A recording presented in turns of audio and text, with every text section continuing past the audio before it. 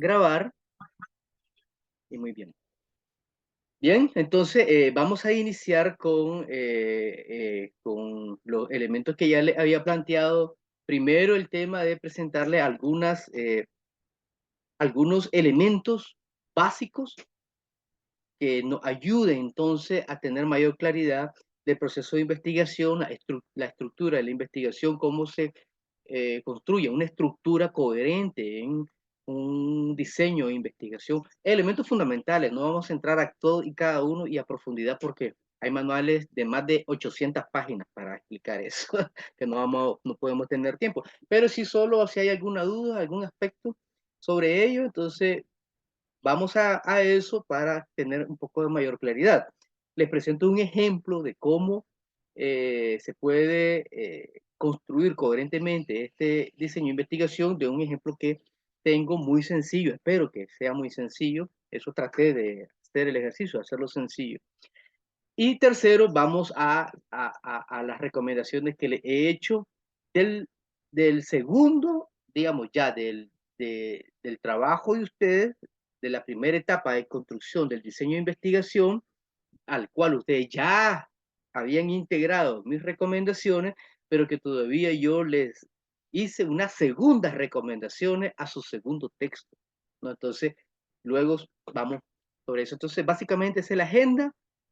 Vamos a avanzar lo mejor que podamos, no rápido, sino si vamos comprendiendo bien y yo voy avanzando correctamente, entonces no nos detenemos mucho si las cosas están claras. Pero si requieren hacer preguntas, consultas, deténganme, por favor.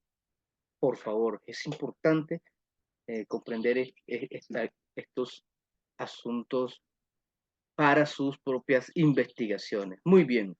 Entonces, voy a presentar, por ejemplo, las PowerPoint. Esta PowerPoint. Eh, ¿Podemos ver bien? Excelente. Entonces, no voy a presentar todas estas PowerPoint porque son, digamos, parte de los materiales que yo he ido elaborando como profesor de las áreas de investigación. Entonces, básicamente para ver en qué consiste y qué requieren ciertos elementos de esta primera etapa del diseño de investigación. Ya, ustedes han visto que han leído también, le he facilitado materiales, diversos materiales y materiales que no vienen ni siquiera del manual de Sampieri, ¿verdad? Que es amplio, a veces denso, sino otros que son más accesibles. En esta propuesta que yo tengo, lo primero es el tema de concebir, ya, el problema de investigación. Luego de concebirlo, darle vuelta al asunto, ver la importancia, la viabilidad, etcétera, se formula, ya, se formula el tema de la investigación. Entonces, y son estas preguntas, ¿amerita ser investigado? Es esto que queremos, que hemos pensado, se tiene que precisar el problema de la investigación que ha sido como el tema en este momento, ya, porque precisando el tema de la investigación, lo demás entonces va a tener sentido, va a tener coherencia, ¿de acuerdo? Entonces, es donde ha habido el pegón en las propuestas, en los primeros intentos, acercamientos de sus diseños de investigación. Entonces, ¿qué debe contener un planteamiento del problema? Aquí están estos 8 elementos. Ya, planteamiento. Pueden estar todos o pueden estar la mayoría de ellos, pero estos son elementos que no se responden como que si fueran preguntas. ¿Cuáles son los antecedentes? Ponemos, no, eso. Esos solo son elementos que te orientan a tener en consideración a la hora de redactar el planteamiento del problema y al final se plantea entonces la pregunta problema principal y uno puede plantearse también preguntas problemas secundarias o algunos ni siquiera la hacen es estructurada. La pregunta principal, que está directamente vinculado con el objetivo y con el tema. A veces solo son una lista de preguntas. A mí me gusta de que haya una pregunta principal, ya, una pregunta central, fundamental. que responda directamente al objetivo de la investigación, aunque de ahí se deriven otras preguntas secundarias que también van a servir para tal vez para los objetivos específicos, tal vez para orientar más específicamente a profundidad que andamos buscando específicamente. Pero todo eso se deriva también de haber definido bien el tema y el problema. Entonces, el objetivo general, vi en los trabajos que presentaron, de que a veces no se construye bien el objetivo. En una de las ocasiones, el objetivo general estaba orientado a la producción de a la producción de un manual, de unas orientaciones para responder al problema. No, no. Eso, digamos, eso puede responder un objetivo así a un objetivo específico, pero no puede ser un objetivo general. Porque un objetivo específico puede ser realmente que resulte un producto final. Digamos, puede ser un manual que oriente ante las personas migrantes, un abordaje integral, lo que sea, de derechos humanos puede ser. Pero dentro del objetivo específico, entonces específicamente es crear un manual de acompañamiento a personas migrantes en tal situación. Punto. Pero eso es como un resultado, como uno de los productos, puede ser un producto esperado del proceso de investigación, que no necesariamente, escuchen bien, tienen que elaborarlo ustedes, ya, sino que pueden ser planteado un objetivo como lineamientos que fundamenten la construcción o elaboración de un manual de acompañamiento. O sea, ustedes pueden, a partir de su investigación, generar algunos lineamientos que sirvan como fundamento para quien lo quiera hacer, y si usted en otro proceso lo van a elaborar el manual. Pero en una etapa de investigación como la que estamos trabajando nosotros y nosotras, no, no vamos a crear manuales. Lo más que se pueden hacer son líneas que fundamenten teóricamente, desde toda la investigación, un manual. ¿Qué debe tener ese manual? ¿Cuál es el enfoque del manual? Las herramientas, las mediaciones que necesita ese manual. Ahí se pueden trabajar. ¿Ya? Hay algunas cuestiones conceptuales, teóricas también. Muy bien. Entonces, eso es también porque el objetivo general, recuerden que tiene que ser, como dice ahí, un verbo infinitivo, pero los objetivos generales son diferentes a los objetivos específicos. Los verbos van a definir cuándo es un objetivo general o un objetivo específico. Los verbos de los objetivos específicos nos ayudan a operativizar la investigación. Digamos, por ejemplo, decimos, describir la realidad de las personas migrantes que llegan a Perú. Entonces, el objetivo ya te está dando qué es lo que va a hacer. O sea, operativiza, o sea, va a describir. Acá está clarísimo. Entonces, los verbos específicos te ayudan a operativizar la investigación, o sea, a operativizar ¿qué? El objetivo general y a responder al objetivo general. Describir. Entonces, ya el verbo describir, entonces, ya después en el tema metodológico, uno va a tener que decidir qué metodología va a utilizar para describir. Ya, es que todo está bien amarrado, todo debe estar bien amarrado. Los objetivos y las opciones metodológicas. Entonces, si decimos describir, entonces uno dice, bueno, ¿cómo puedo describir? Bueno, a través de una revisión de fuentes periodísticas. Entonces voy a hacer un seguimiento periodístico de tal fecha a tal fecha sobre el tema de las migraciones en donde sea y cómo y cuáles son sus efectos en las personas. Eso podemos ver después. Entonces, los verbos específicos ayudan a operativizar la investigación. Los verbos específicos te ayudan. Entonces te dicen analizar las causas, ¿ya? Por las cuales las personas migran, etc. Entonces, analizar no es lo mismo de escribir. Ahora es analizar. Entonces, ya cuando te dice analizar, el verbo específico, entonces ya en la opción metodológica, uno tiene que decidir qué instrumento va a utilizar o qué técnica para analizar.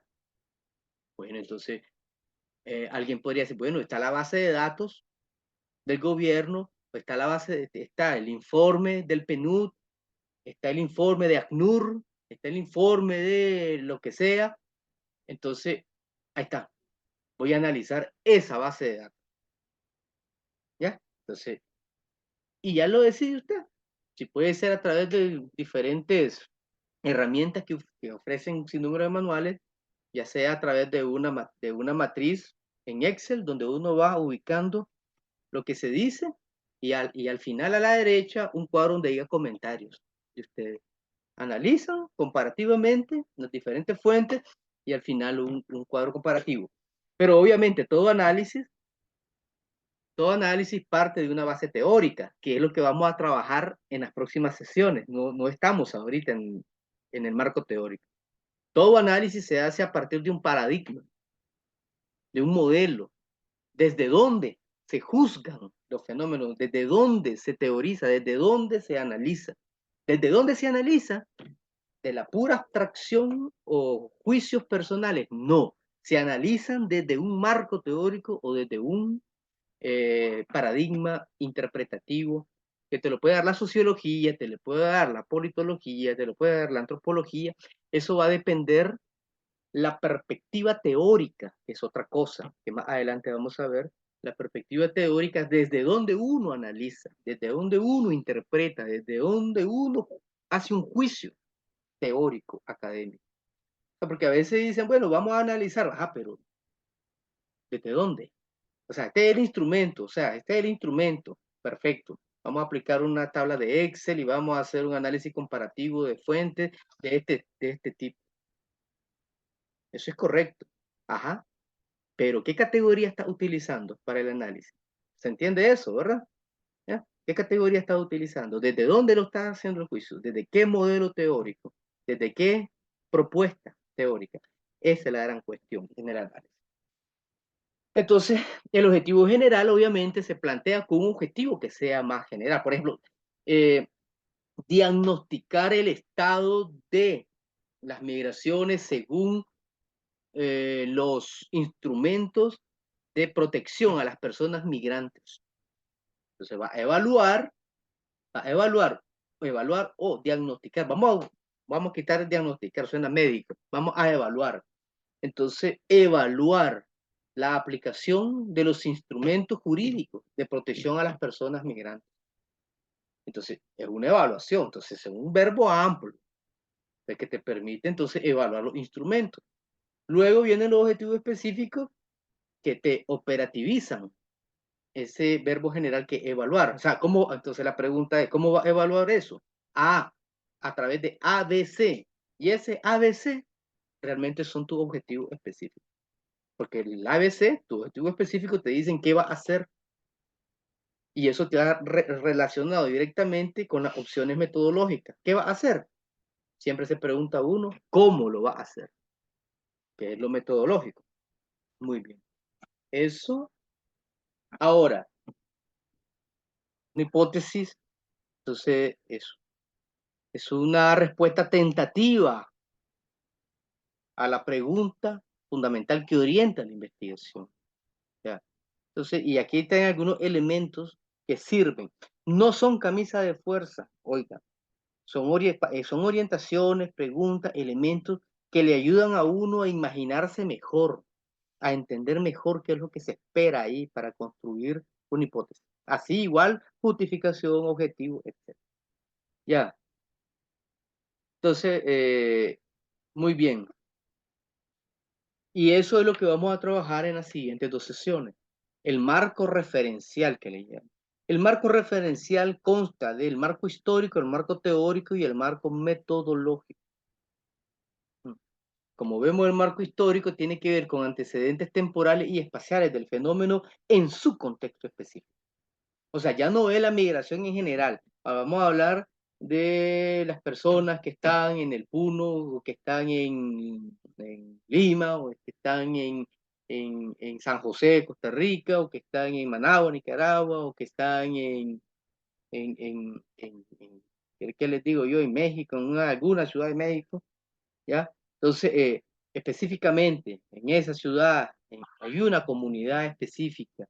Entonces, y el tema, entonces, en relación a ese fenómeno, no en general, sino eh, específicamente con las variables, las características que delimita el fenómeno que ustedes van a estudiar. Ya son antecedentes temporales y espaciales del fenómeno en su contexto. Indicadores como estadísticos, gráficos, cuadros, ilustraciones, ahí tiene que haber, histórica, ¿no? Y el desarrollo y la evolución de problemas, investigaciones previas o revisión bibliográfica, eso es lógico. Ya. Los antecedentes, los antecedentes son los resultados que otros investigadores han tenido, instrumentos utilizados, que es lo que un poco estamos iniciando con la revisión, la inicial revisión bibliográfica, que ustedes están llevando a cabo. Está bien. Entonces, básicamente, el marco histórico tiene que ver con estos elementos, ubicar en su contexto, ¿ya? Algunos elementos temporales y espaciales, con índices estadísticos, gráficos, recuadros, ilustraciones, que expliciten la dimensión histórica, ¿ya? Si es la migración, digamos, suponiendo que, digamos, de Nicaragua a Costa Rica, la migración ya más fuertemente que se ha desatado producto de la crisis sociopolítica es del año 2018 hasta la fecha. Por lo tanto, ese va a ser mi corte temporal. Entonces, yo puedo entonces ver en la estadística cuántos nicaragüenses cruzaron la frontera legal e ilegalmente por los registros que puede tener ACNUR o los registros de las propias autoridades migratorias de Costa Rica. Entonces, ahí están la gráfica, la estadística. Entonces, esa historia del 2018, ese corte que hice, me ayuda a no buscar la historia de toda la historia de la migración de Nicaragua hacia Costa Rica, sino en ese corte. Y ahí van a estar las tablas, las gráficas, todas las estadísticas, las investigaciones en torno a cómo se ha presentado el fenómeno del 18 al 2023 de las migraciones en Nicaragua hacia Costa Rica en el marco de la crisis sociopolítica en Nicaragua. Entonces, describo históricamente un poco el asunto. El marco teórico, dice, es un sistema de conocimiento que ayuda a la persona investigadora a asumir una postura conceptual y teórica en el análisis del fenómeno estudiado. Es lo que les decía al momento. Cuando uno va a hacer un análisis, no es solo el instrumento o la herramienta que va a utilizar. El instrumento está bien, puede ser, hay muchos, pero la cuestión que el análisis es desde qué teoría vas a analizar, ¿ya? Desde qué modelo teórico vas a analizar el fenómeno estudiado dentro de la problemática, a las migraciones en general. Vuelvo al caso ahora de Nicaragua. El fenómeno migratorio de Nicaragua hacia Costa Rica en el marco de la crisis sociopolítica. Entonces yo busco estas estadísticas, estas gráficas, reconstruyo el marco histórico, etcétera, reconstruyo el objeto de investigación. Ajá, pero necesito un marco teórico que me ayude a interpretar todos esos datos. Los datos son datos, los datos necesitan ser interpretados. Y a lo mejor no estamos de acuerdo con la interpretación que dan los estados, en el caso del estado de Nicaragua o Costa Rica. No estamos de acuerdo. Intuimos otra cosa. Pero entonces resulta que me encuentro por ahí un libro que se llama Horizonte de Esperanza, que es escrito desde una perspectiva disidente, o sea, no oficial de los estados, sino desde la sociedad civil y gente vinculada a procesos sociales, que están vinculadas a lucha social. Y entonces y leo en ese documento Horizonte de Esperanza, oye, qué interesante la perspectiva crítica que tienen esto. Aún critican las estadísticas del Estado de Nicaragua, critican las explicaciones que dan, las explicaciones oficiales. Me gusta esta explicación que lo sacan de los testimonios de los campesinos. Me gusta esta, que lo sacan del testimonio de los y las estudiantes. Entonces, resumo ese libro en las teorías presentadas, las categorías que utilizan para analizar el problema, y me lo apropio como un sistema categorial teórico que me ayude a qué? A interpretar todos los datos que estoy utilizando en mi investigación. ¿Se entiende eso, verdad? Entonces, el marco teórico ayuda a la persona investigadora a asumir una postura teórica conceptual. Ojo, ¿qué dijimos en las primeras sesiones? Toda postura teórica de investigación ya es una postura política. ¿Recuerdan eso? La investigación no es ingenua. Ingenuos somos nosotros, que leemos las investigaciones como que si fuera un pedazo de la realidad tal cual, o la realidad in re, dirían en filosofía. No, toda investigación tiene una postura teórica, y toda postura teórica es una postura ya política. ¿Por qué? Porque uno está decidiendo del lado de quién está escribiendo. Al servicio de las posturas oficiales para legitimar y justificar, o al servicio de las agendas sociales, campesinas, de estudiantes, migrantes, etc. Y nosotros hemos hecho desde el inicio ya una postura, ¿verdad? Teórica, que hay una postura decolonial, le hemos llamado, una postura crítica decolonial desde abajo, desde las personas excluidas y oprimidas.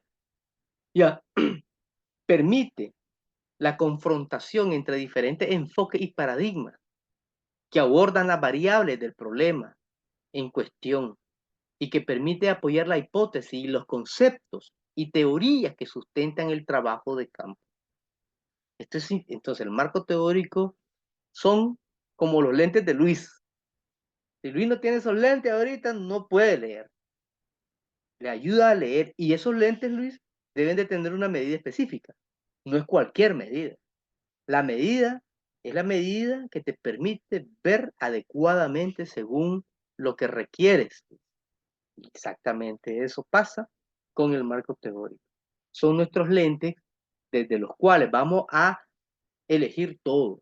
Vamos a elegir nuestra metodología, vamos a elegir el nivel, el alcance de la investigación, nuestra postura política, nuestra postura ética y aún nuestras elecciones metodológicas. Así que es importante eso. Espero estar siendo claro en todos los puntos que requiere un diseño de investigación. Y el marco metodológico ya ni se diga, ustedes saben, aquí es donde se define el conjunto de procedimientos relativo al trabajo empírico de campo, que se utiliza para obtener información sobre los indicadores de las variables de estudio. Recuerden, están las variables y cada variable tiene sus indicadores, ¿de acuerdo? Con el fin de confirmar o anular la hipótesis mediante aplicaciones de técnicas o instrumentos, análisis estadísticos e interpretación. Entonces, el marco metodológico es importante. Como han visto, todos estos elementos están amarrados entre sí. Todos están amarrados. Unos dependen de los otros. En eso exactamente consiste la coherencia estructural de un proyecto de investigación o un diseño de investigación. Ya. Entonces, aquí son otros elementos que ya no los voy a presentar, pero que en general es lo que quería compartir con ustedes en términos generales, como para que tengamos un ejemplo ahora muy general. Por ejemplo, aquí yo participé en Nicaragua de una investigación, no era el coordinador, pero participé de esa investigación sobre una mirada a la diversidad sexual en Nicaragua. ¿De acuerdo?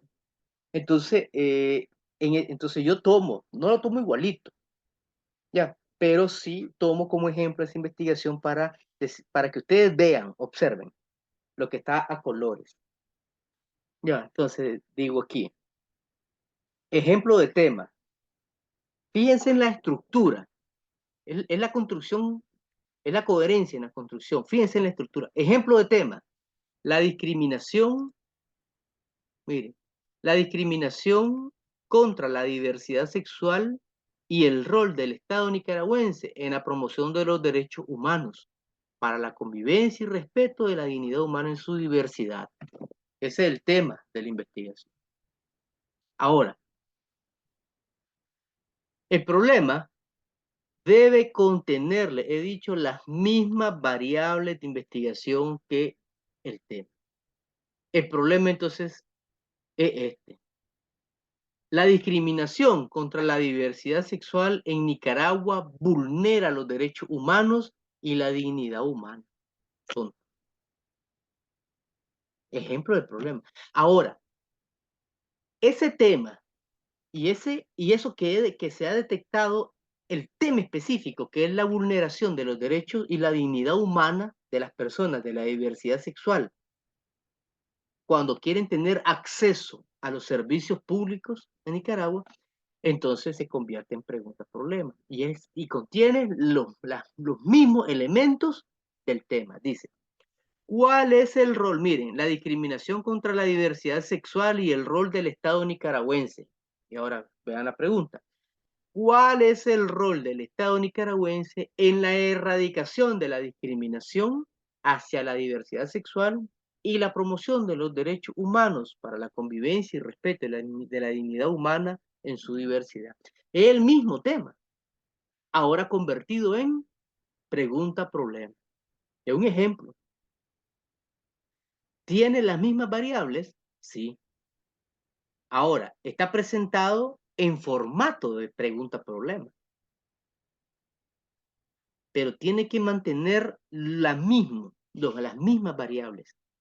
Ya, aquí en el tema, ejemplo de tema, inició con la discriminación contra la diversidad sexual, pero en el ejemplo de pregunta-problema, inició con el rol del Estado nicaragüense que pregunta sobre ese rol en torno a la discriminación a las personas de la diversidad sexual. Ahí está, por ejemplo. Ahora, hemos dicho que nosotros llamamos hipótesis o supuesto. Hipótesis y sus supuestos. Y vamos a ver. El supuesto entonces dice, la promoción de políticas públicas por parte del Estado, o sea, la pregunta cuál era, sobre el rol, ¿verdad?, del Estado. Perfecto. Entonces, la hipótesis entonces sería, la promoción de políticas públicas por parte del Estado nicaragüense para la inclusividad y reconocimiento de las personas de la diversidad sexual contribuirá a la erradicación de la discriminación, favoreciendo la promoción de los derechos humanos para la convivencia y respeto de la dignidad humana en su diversidad. ¿Ya vieron? Ahí está. Y sigue manteniendo sus mismas variables. Como ven, estructuralmente es coherente, porque mantiene sus variables, uno, dos, cada cual responde al formato. Un formato es un formato de tema, un formato es un formato de pregunta-problema, un formato de objetivo y otro formato de hipótesis. Ahora, o supuesto. Este supuesto tiene variables, sí. Recuerdan en el documento, y el profesor Ángel lo informó de esto. Existen tres variables que deben de identificarse en la investigación. La variable independiente, la variable dependiente y la variable interviniente. No toda investigación tiene variable interviniente, ojo. Ya, no todas, no todas. Vamos a estar claros. Pero eso debe estar claro desde el tema y el planteamiento del problema y los objetivos, para no inventar variable interviniente hasta que llegamos al supuesto. Entonces debe ser coherente, ya es lo que les digo. Y no vamos a utilizar, por ejemplo, rol del Estado en una, y en otra vamos a hablar los actos del Estado. A ver, rol del Estado y los actos del Estado no es lo mismo, ¿ya? Derechos migrantes no es lo mismo ¿qué les digo? Otra categoría. O sea, si vamos a utilizar una categoría, debe de ser de forma consistente. Siempre que vamos a hablar, vamos a preguntarnos sobre el quehacer del Estado frente a la migración, vamos a utilizar rol del Estado, vamos a usar siempre rol del Estado, siempre. Si vamos a utilizar diversidad sexual, por ejemplo, en este ejemplo, no vamos a utilizar en otro, la comunidad LGBTIQ más, a menos que justifiquemos por qué usamos ahora esa nueva forma de nombrar al sujeto o la sujeto de investigación. Porque diversidad sexual es una categoría más política, ¿de acuerdo? Y LGBTIQ es una categoría más de uso formal oficial de las comunidades LGBTIQ más, como ustedes. Entonces, yo decidí en este ejemplo utilizar más la categoría política, diversidad sexual, ¿ya? Porque hasta eso. Y después, si yo utilizo la comunidad LGBTIQ, debe ser en un contexto específico y explicar por qué ingreso una nueva categoría que no responde ni a mi marco teórico ni está dentro de las variables de investigación mía. Ojo con eso. En eso consiste la consistencia de una investigación. Si digo rol del Estado, es rol del Estado, no quehacer del Estado. Si digo diversidad sexual, es diversidad sexual y no comunidad LGBTIQ, a menos que. Y, ojo, tercer elemento, en mi marco teórico, hay unos que lo hacen aparte, marco conceptual, dicen. Vamos a usarlo también en el marco teórico. En mi marco teórico, yo ahí también voy a definir qué significa diversidad sexual, qué significa rol del Estado, qué significa género, qué significa discriminación a causa de género, equidad de género, porque hay investigaciones que en un momento dicen que equidad de género es una cosa y cuando van investigando y citan a un autor, usan otro concepto de equidad de género. Ahí hay contradicciones, no puede ser. El marco teórico, uno define las categorías. Por ejemplo, aquí, miren, la categoría promoción de políticas públicas. Esa es una categoría, políticas públicas y promoción. ¿Qué es eso? No me van a decir en el marco teórico que es una cosa. Después no me van a decir en el capítulo 1 que es otra cosa. Y al final van a citar otro autor con una definición diferente. No, es exactamente lo que hemos definido. El uso, es las definiciones en el marco teórico nos ayudan a que esas definiciones nos ayudan a interpretar, a evaluar, a analizar y a ser consistentes en todo el desarrollo de la investigación. Debe de ser coherente estructuralmente de investigación, pero también de fondo. Teóricamente, en el contenido, las mismas categorías con el mismo significado que hemos definido, ¿dónde? En el marco teórico. Esta es una categoría, políticas públicas. ¿Qué es marco teórico? Estado. ¿Qué es Estado?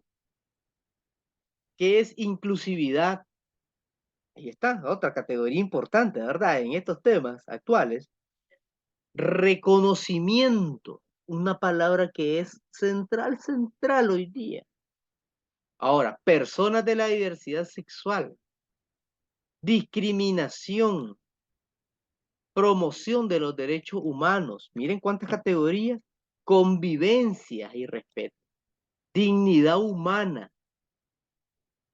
Solo ahí ya tenemos todas las categorías que obligatoriamente tienen que estar presentes en el marco teórico y que son las que van a ayudarle a analizar, operativizar, interpretar y orientar toda su investigación. Eso quedó claro, ¿verdad? Es la consistencia interna de la investigación. Lo que nosotros a veces le llamamos que es que es lógico, ¿verdad? Una argumentación lógica, es decir, un uso teórico lógico, coherente, exactamente. Entonces, miren, ahora, los objetivos, entonces ahí lo tenemos. Entonces, los objetivos. Entonces, se formulan, miren, de esta manera. Entonces, si estamos, recordemos el tema, entonces dice, objetivos, identificar prácticas discriminatorias dentro de las instituciones del Estado nicaragüense que vulneran los derechos humanos y la dignidad de las personas de la diversidad sexual. Entonces, el verbo identificar ya te dice, entonces ya identificar es un nivel de análisis. El verbo te dice qué nivel de análisis va a hacer. Identificar no es otro más que identificar. Ya identifica, entonces el identificar, la pregunta es, metodológicamente, ¿cómo identificamos? Ya eso entonces te ayuda también a ir pensando en el instrumento que vas a utilizar para identificar. ¿Cómo ahora uso? Entonces eso es más adelante, no, es lo metodológico. Después, determinar la responsabilidad del Estado en la promoción de los derechos humanos de las personas de la diversidad sexual para la erradicación de las prácticas discriminatorias. Va a determinar la responsabilidad del Estado con base en qué. Uno, con base a que has identificado las prácticas discriminatorias. Pero eso está en relación también en las firmas que tiene el Estado, en mi caso nicaragüense, sobre la protección a las personas respecto a los derechos humanos, pero también respecto a los instrumentos de derechos de las personas migrantes. El Estado tiene un rol, sí, tiene una obligación también. No la está cumpliendo. ¿Cómo sabemos que no la está cumpliendo? Hemos identificado las prácticas discriminatorias en el acceso a los servicios públicos de las personas de la diversidad sexual. Por lo tanto, las prácticas discriminatorias, déjenme ver, ok, están mandando a que vamos a terminar. Entonces, las prácticas discriminatorias determinan entonces que el Estado de Nicaragua no está cumpliendo con su rol, con sus obligaciones, y eso es determinar la responsabilidad del Estado. Objetivo 2.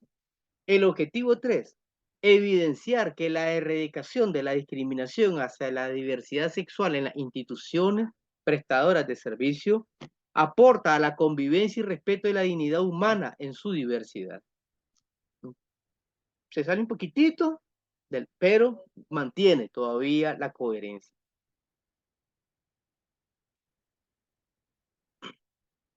Entonces, y la propuesta del bosquejo. Miren, tan así es la coherencia estructural que hasta los capítulos están estructurados con base a las variables. Miren, capítulo 1, prácticas discriminatorias dentro de las instituciones. ¿Qué dice el objetivo? Es identificar prácticas discriminatorias. Eso es, se convierte en un capítulo eso. Después, capítulo 2, la responsabilidad del Estado en la promoción de los derechos humanos a las personas de la diversidad sexual. Miren, objetivo 2, determinar la responsabilidad del Estado. Miren, es que ya vieron, es lo mismo en todo, está estructuralmente coherente. Y aquí, 3, la erradicación de la discriminación hacia la diversidad sexual en las instituciones prestadoras de servicio aporta a, aquí, evidenciar que la erradicación, ahí es lo mismísimo. Esta forma de plantearlo es lo que garantiza la coherencia estructural. ¿Ya vieron? Entonces, eso es lo que quería compartir con ustedes. No, de repente nos va a sacar el Zoom, pero me gustaría, digamos, que si esto que le he compartido lo expliqué bien, porque a veces tiene que ver también que si lo explica o no lo explica bien el facilitador. Pero se entiende, transmito la idea de la coherencia estructural del asunto. Uno, te, te pareció, Aurora, Germán, Luis? Excelente. Dos, queda claro que la identificación y delimitación del tema de investigación es fundamental para llevar a buen puerto una investigación. Sí.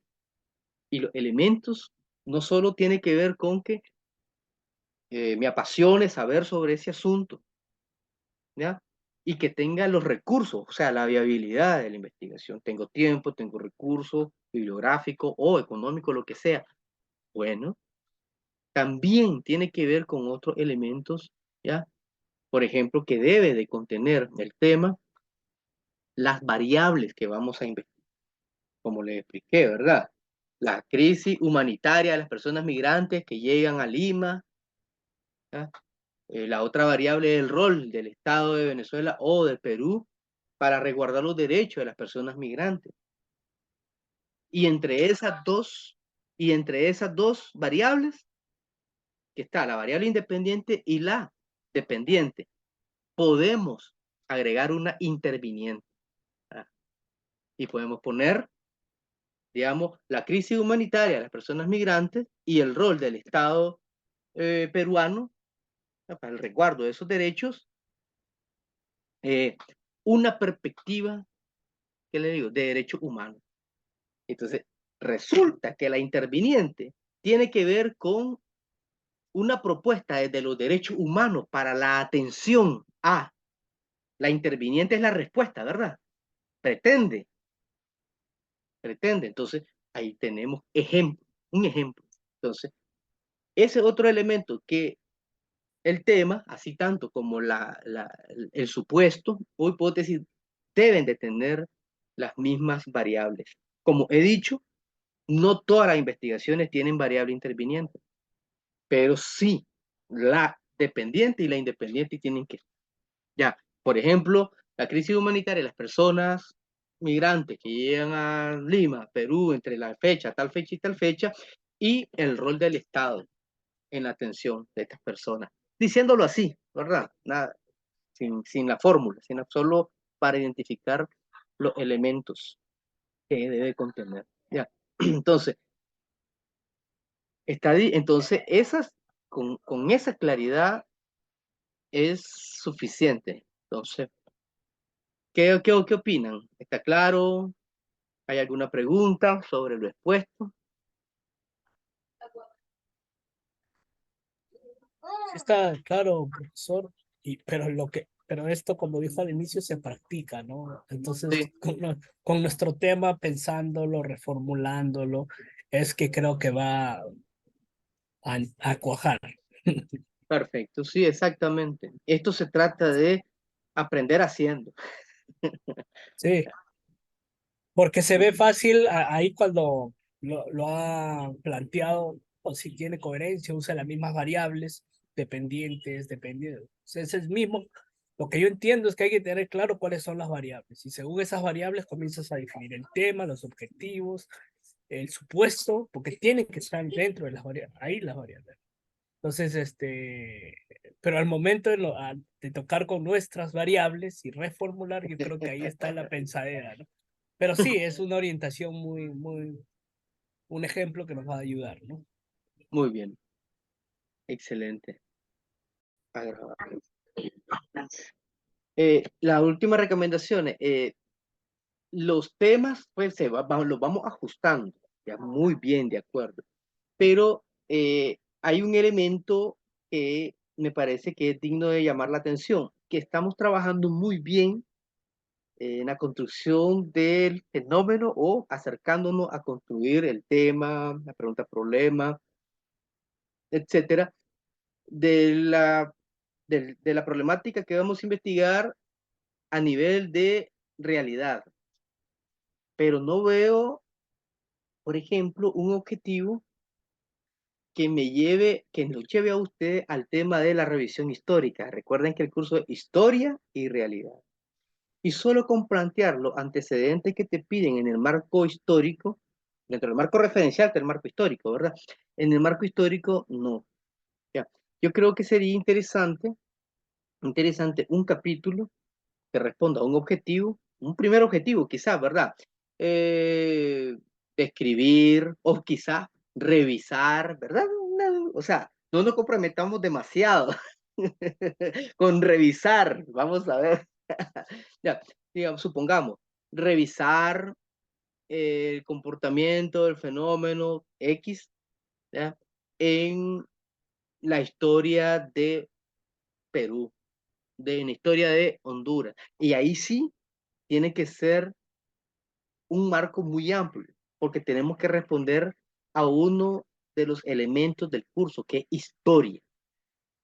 ¿Ya? Y no solo historia como el corte temporal que hemos hecho en nuestra investigación del 2018 al 2023, por ejemplo, no. Eso está bien para el marco, digamos, un poco los antecedentes históricos de la problemática de mi corte, 18 y 2023 respecto a la migración. No. Entonces, como para responder al tema de la historia, entonces me gustaría o sería importante en nuestra investigación que integremos un objetivo que responda o que nos ayude a operativizar esa parte de nuestro curso que es historia. Digamos, la historia de las migraciones en Perú, ¿verdad? Orígenes, desarrollo y actualidad. Estoy diciendo cualquier cosa ahora, solo como para decir de que vamos a tener un capítulo así. Por lo tanto, debe tener un objetivo específico. Entonces, eso sería como una orientación importante, eh, esa sería como una orientación importante para que el curso no quede tunco, ¿verdad? Y solo respondamos a la realidad según el corte temporal y el corte espacial de nuestra investigación. 2018, porque lo repito, 2023. Ahora, profesor, una consulta. ¿Y este Sí, elemento histórico podría ser, por ejemplo, cómo ha ido evolucionando la legislación peruana en relación a el tema que estoy tocando? qué hermosísimo lo que acabas de decir exactamente. Sí, Porque si, porque porque si tu investigación va a concentrarse en el tema de la legislación peruana respecto a esto, sería un aporte interesantísimo ver, bueno, poder hacer la legislación digamos, en la segunda mitad del siglo XX, por ejemplo, para no decir de toda la historia, ¿verdad? De los reyes católicos y todo el asunto. no, Pues es un tema nuevo. Yo también estoy tratando el tema de violencia infantil, así que no tienen más de muchos años, que digamos, ¿no? Entonces, me encanta porque hace de tu investigación una investigación muy delimitada.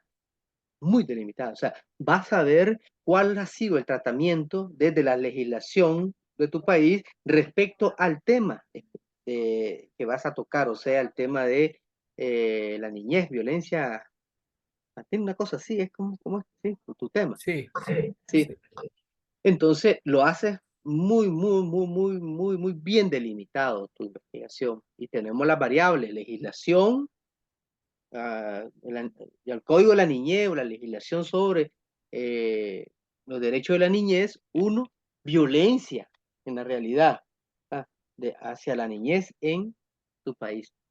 Ahí tenés muy precisa dos variables y si querés un interviniente, también la podés plantear, pero ahí las tenés muy claras. Así que sí, Germán, ya, me parece muy especial eso que estás diciendo, sin olvidar el tema de digamos, de una perspectiva longitudinal o evolutiva de cómo se ha presentado en diferentes épocas, en el corte que vaya a ser temporal, estadísticamente cómo te lo presenta el Estado, ¿verdad? Y cómo esos datos se interpretan. De fondo, ¿qué? De fondo, cuando el pico era más alto de la violencia hacia la niñez, ¿qué estaba pasando en la sociedad? O sea, uno no puede solo poner el dato, tiene que interpretar el dato. Entonces, ¿qué estaba pasando en la sociedad? ¿Por qué ese pico desde el punto de vista social, político, económico, cultural, religioso? Recordemos, no vamos a trabajar temas ni de Biblia ni de teología, pero el tema religioso desde la perspectiva sociológica, política, histórica, sí se vale, muy, ya, se vale mucho. Entonces, sin olvidar ese otro elemento. Una pregunta, Aurora, Luis. Está más o menos claro, ¿verdad? ¿Qué es lo que se espera? Yo, por mi parte, quiero dejarlo ahí para... Profesor, ¿Sí, Aurora? usted dijo que hoy teníamos que tener también hecho lo del bosquejo. ¿Eso es solo de determinar los capítulos o desarrollarlos o desarrollados también ya? Por lo general, cuando se propone un bosquejo en investigación, se pone los capítulos, ¿verdad? Se ponen los subtemas, pero además de eso se pone como una descripción general. ¿Qué va a hacer ahí? ¿Cómo lo va a hacer? ¿Qué objetivos perseguir? Punto. Un párrafo grandecito, dos párrafos, o sea, se ponen los capítulos, se ponen los subcapítulos, pero los subcapítulos se construyen con base en las variables, las categorías que he investigado, la revisión bibliográfica que he realizado, que va organizando. O sea, la idea del bosquejo es más o menos que responda a los objetivos, como hemos dicho. Ahora, ya les mostré, por ejemplo, que responda a lo que vamos a hacer. Digamos, que cada uno de ellos contenga un momento de nuestra investigación. El capítulo 1, el momento de la investigación histórica. ¿Ya? Siempre el tema histórico que les decía. El capítulo 2 que contenga nuestro análisis a profundidad sobre la realidad ahora, ¿no? El tema de la violencia hacia la niñez y su incidencia en términos del rendimiento escolar y todo lo que encontré, Germán, en ese, tiene que estar ahí metido, en esa ánfora. Y un tercer capítulo sobre el tema de propuestas. ¿Qué propuestas han habido y qué vos encontrás como recomendaciones para? Y por último, las conclusiones. ¿Ya? Por ejemplo, entonces, ese son los capítulos y dentro de cada uno de ellos ya uno sabe por lo que ha leído y todo el asunto, qué otros subelementos, ¿ya? Tienen que estar ahí en ese orden por el momento. Se puede ir reacomodando todo porque al final, al final eso tiene que ser editado para que se presente de una manera coherente. También recuerden, la coherencia no solo es en la estructura, ¿verdad? Tema, problema, sino tiene que haber consistencia interna. ¿Qué es la consistencia interna en el desarrollo de un documento? Tiene que ver con la relación que hay entre las ideas principales con sus fuentes y fundamentos y la argumentación que hay entre ellos. No es que vamos a empezar a hablar de una cosa y terminamos con otra, o nos digregamos y nos vamos por los aguacates, decimos en Nicaragua, o sea, con cosas que nada que ver. Por eso debemos de tener claros nuestros objetivos de cada capítulo. Por eso te digo, Aurora, el primer capítulo, ¿qué va a hacer ahí? ¿Qué perseguís? ¿Cómo lo va a hacer? Lo escribís y después poner los sub elementos, ¿no? Que estructuran, que van a estructurar ese capítulo. Lo puedes ampliar, lo puedes depurar, puedes quitar, agregar, pero eso es tentativo. Y igual el segundo capítulo. ¿Qué va a hacer? ¿Cómo lo va a hacer? ¿Qué perseguís en ese capítulo? Esto ayuda a no perderse en leer de más cosas que no te van a servir. Siempre sirve leer, pero estoy hablando de la investigación. ¿Ya? eh, para no andar leyéndolo porque no tenemos tiempo para leer de más. Tenemos muy poco tiempo Profesor, para concentrarnos en las lecturas específicas y especializadas y entonces tener claridad del tema y toda la estructura del diseño de investigación hasta el bosquejo y qué perseguimos en cada capítulo, tener claro eso, les va a ayudar, muchachos, Aurora, de una manera espectacular. Sí, Luis. una pregunta, pero este bosquejo, ¿dónde se sube? Porque en la tarea que estoy viendo son lo que es la construcción del marco histórico, marco teórico y marco metodológico. Entonces, este bosquejo que usted nos está pidiendo que lo trabajemos, El bosquejo, cuando se presenta el diseño de investigación porque lo que estamos ahorita ni siquiera es profundizando en el tema, estamos construyendo nuestro proyecto de investigación apenas. Ya. Antes de los anexos de último, bibliografía, antes de la bibliografía viene el bosquejo. Y antes del bosquejo viene el marco metodológico, ¿verdad? El marco teórico y el marco histórico. Y antes de este marco referencial que contiene estos tres marcos, ¿no? Histórico, teórico y metodológico, está la hipótesis que le llamamos, ¿verdad? Y antes de la hipótesis están la justificación y antes de la justificación están el objetivo específico y el objetivo general. Y antes de esto está el planteamiento del problema con su pregunta problema. Y antes de esto está entonces el tema. Y antes del tema, ¿qué está? La portada. Ahí está el orden. Ya no Ahora, hay donde perderse. Muy bien. Ese es más. entonces, profesor, entonces, o sea, es otra información de lo que ve en el marco teórico con este bosquejo. Entonces, El bosquejo, como les digo, es el resultado de todas sus lecturas, por lo menos. La estrategia que yo planteo en una investigación académica es que el bosquejo, digamos, cada objetivo yo lo convierto en un capítulo. Puede ser que un objetivo, por ser tan denso, se lo pueda convertir en 2 capítulos. Pero por lo general, una revisión histórica es un capítulo. No hay digamos, la discusión y resultados de una investigación de campo, ya sea en internet, bibliográfica, lo que sea, es un capítulo. No se requieren 2 capítulos. Porque ya hay un capítulo que está con la teoría, ya, y lo histórico. Porque así como, miren, otra cosa importante, ténganlo claro para que después no se asusten. Lo que estamos trabajando en términos metodológicos en la investigación no es exactamente el orden y cómo lo van a entregar como trabajo final. Ustedes están claros de eso, ¿verdad? ¿Están claros? Esto que estamos trabajando, lo teórico y todo lo que vamos a trabajar hasta ahora, todo eso responde al proceso metodológico de investigación. Otra cosa después es cómo eso presentado. es todo el elemento para presentarlo en un ensayo. No es que va a empezar a escribir de nuevo, va a copiar y pegar. O sea, es otro orden. Una cosa es el orden metodológico de investigación y otra cosa es el orden de presentación de los resultados de la investigación. Ustedes lo saben eso, ¿verdad? Eso en investigación es claro. ¿Ya?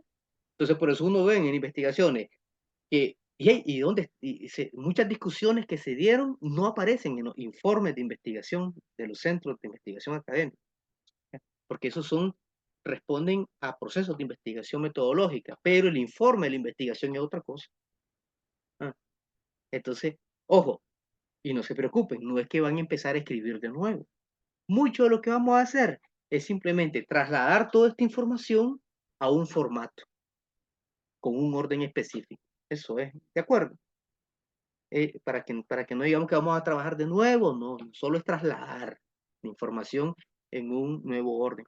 Pero esto que estamos haciendo metodológicamente debe y es exigido que sea así, porque esto asegura a la academia de que lo que ustedes van a presentar como ensayo responde a un proceso de investigación científica académica.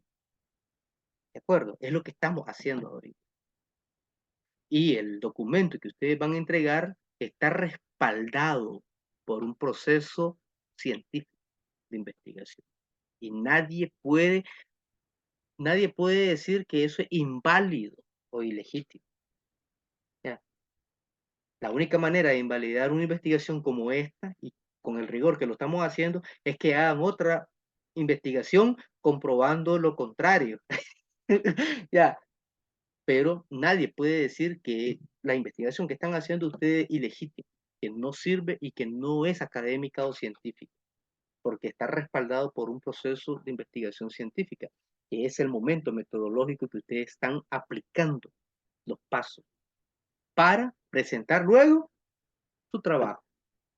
Esa es de otra cosa.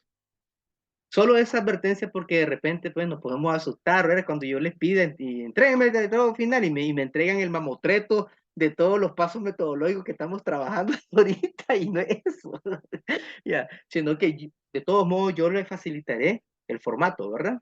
Para que ustedes copien y peguen en el formato y le den una redacción suave, ¿verdad? Suave al trabajo final. Yo les agradezco de nuevo por la paciencia y estar aquí y les insto de que sigamos adelante. La investigación es linda, preciosa, maravillosa, pero es trabajo.